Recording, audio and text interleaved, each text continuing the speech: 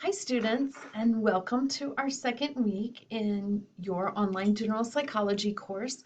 I hope your first week went really well and you're acclimating to your classes for this semester and figuring out Canvas and your book and all of those great things that happen the first week. So I just want to tell you what a joy it was to get to read a little bit more about you. So thank you for doing both the introduction questionnaire as well as your introduction discussion question, where we shared introductions as a class.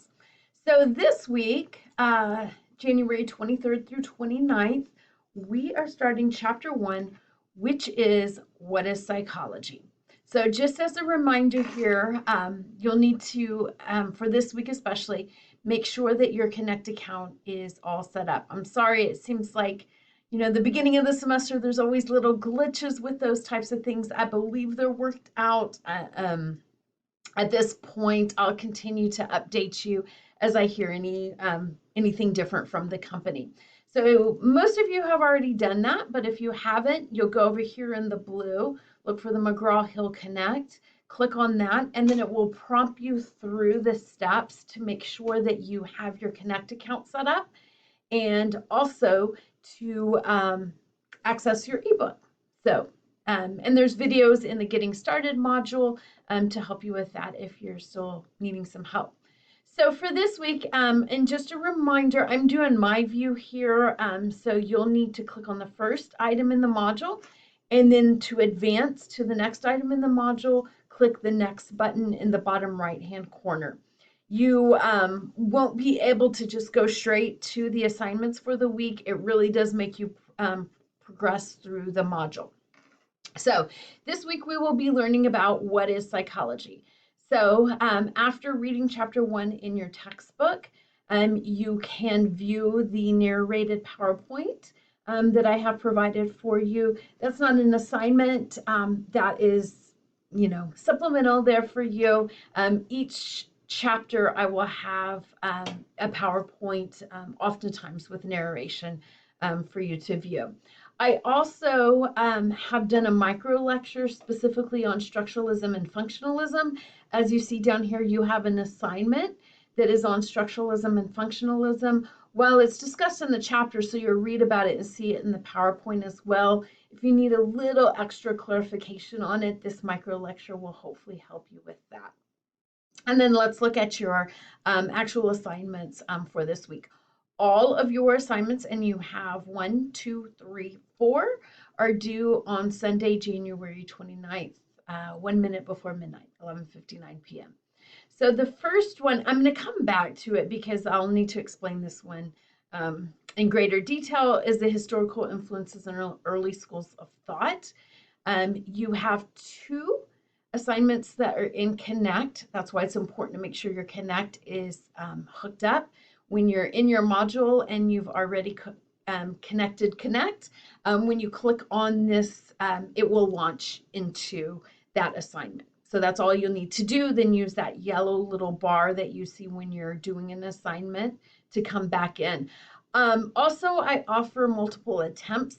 So if your Connect assignment doesn't go straight into the grade book, if it's something if I have to manually grade, if there's a fill in the blank or an essay, I'm always going to have to manually grade it. And my grading days are Fridays and Mondays. So you may need to wait on that for just a little bit. But if it's all multiple choice, it should go fairly quickly within 24 hours to the grade book. If it doesn't, you may want to go back into that assignment and make sure you're hitting submit in the upper right-hand corner. Because I offer multiple attempts, especially on the quizzes. If you don't hit submit, it won't, after your first attempt, it won't go into the grade book. So get in the practice of that, okay? So structuralism and functionalism and your news flash on psychology myths are both in Connect. Again, these will not open up for you if you have not set up your Connect account. So make sure you get that taken care of. And then you have your chapter 1 quiz, which is also in Connect. So those 3 assignments will take you out into Connect, but click on them from here in Canvas. This first week is the most of assignments in Connect. is the most confusing because I know it's new and you haven't maybe used that before. But from here on out, this will always be the same. So we'll figure it out this first week of doing assignments in Connect.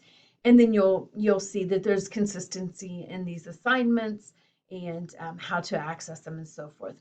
Just remember, reach out to me if you have any questions or you need any help. So I'm going to go back now to this historical and influences of early schools of thought, because this is a student learning outcome, which is what SLO stands for, measurement. And it's also a little bit different because it's a written assignment. And so let's take a look at this together.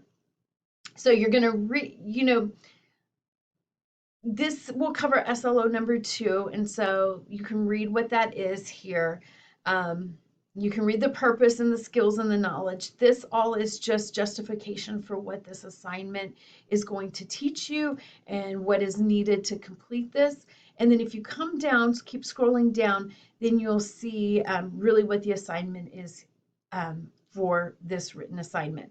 So in chapter 1, you're going to learn about the early paradigms, the early schools of thought, the early theory in psychology, and some of the big names that started the field of psychology: Wilhelm Wundt, William James, Charles Darwin, Calkins, Turner, and then more explanation on structuralism and functionalism. So this is just a background of, hey, this is where psychology began. And these are some of the major theories that were initially introduced into the field, and we'll build on them throughout the semester. So after reading chapter 1, after reviewing the PowerPoint, because both of those will help you with this question, what I want you to do is just pick one historic psychologist. So it can be one that I've listed above here, or one that you found in your books, or your book, or your reading, or maybe you know about. And so you get to choose. I don't need to approve it. You get to choose your historic psychologist.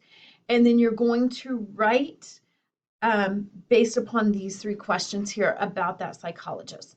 So basically, I'm looking for about 3 paragraphs, so each question being a paragraph. I'm not a stickler on word count. For this assignment, I am not a stickler on format. I know many of you are new to APA, and we are going to slowly introduce ourselves to APA. So don't worry about APA format for this is a 3 short paragraphs that you're writing. This isn't a literature review. This isn't an APA paper. So, don't get too caught up. I mean, it's a college course, so I want that your writing and your grammar and so forth. But I have not taught you APA yet, so I wouldn't expect you to be an expert on APA for this assignment. So you have your psychologist you're studying, and you can use resources outside of the textbook, obviously, to help you with these 3 questions.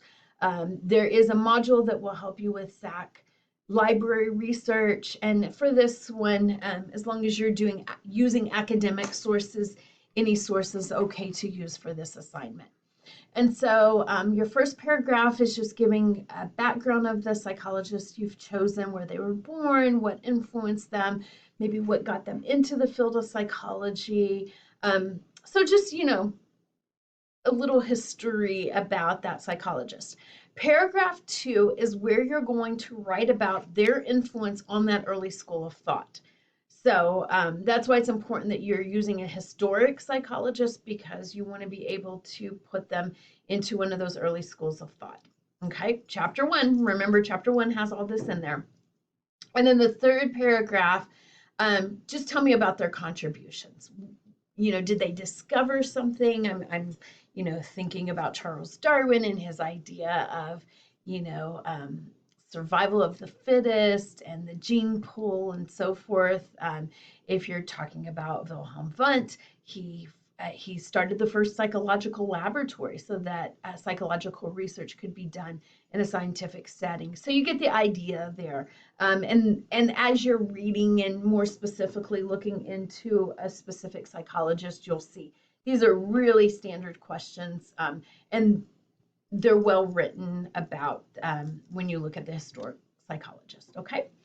So 3 paragraphs, I will never put a limit on you, so it can be longer than that, but that's, just fully answer each of these 3 questions here.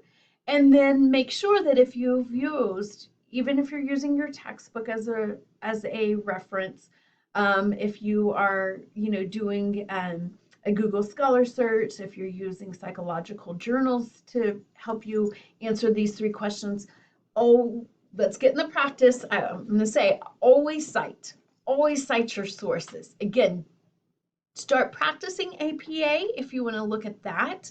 I'm not grading, I'm not counting points for having APA perfect, but it's a great place to begin. But you should all know how to reference. You should all know that it's important to always include the sources that you've used. And for this assignment, because it's not a paper, it's just 3 paragraphs, it's totally fine to include those references after your 3rd paragraph, okay?